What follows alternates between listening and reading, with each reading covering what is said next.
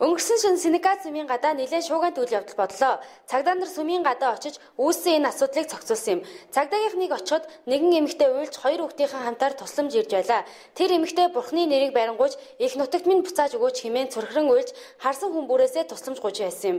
Эхлээд тэр цагдаагийнхан болон хамгаалтынхныг ирэхэд сандарч айж байсан.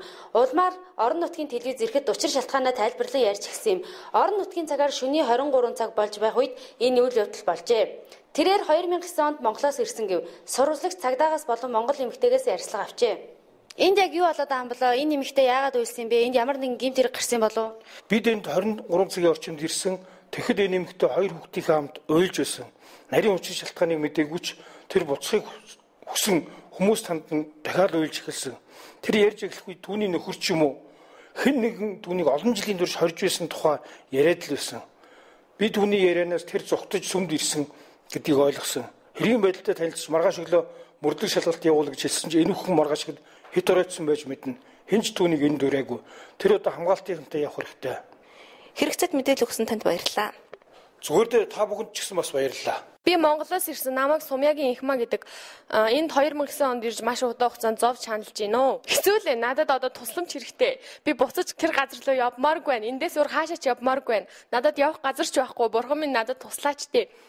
Та нар хараад мэдэх болно. Би өрдөөч худлаа яриаг.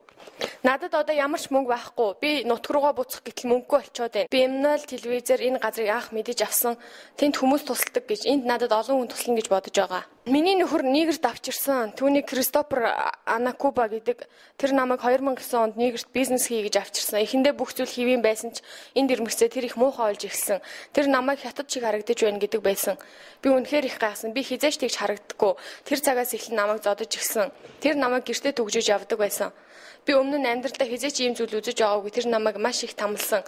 Одоо энэ бүхэн надад хангалттай. Би жирэмсэн байхдаа ч зодуулдаг байсан. Тэр зөвхөн намайг зодох гэж л ашигладаг байсан. Би буцахаар шийдсэн. Энэ бол миний хамгийн сүүлчийн найдлага. Тэр өглөө гараад архиугаад ирдэг. Би түүнд бүх нөхцлөө хэлдэг байсан.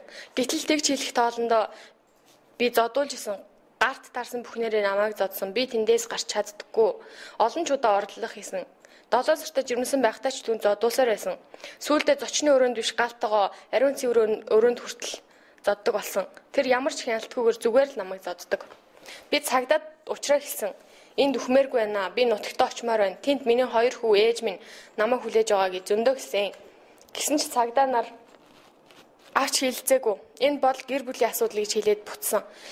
Би ч чадах чинээрээ хүн бүхнээс тусламж уусан ч хинч надад туслаагүй. Манай улсын элчин сайдын яам энд байхгүй болохоор би хинтэй ч холбогдож чадахгүй байсан.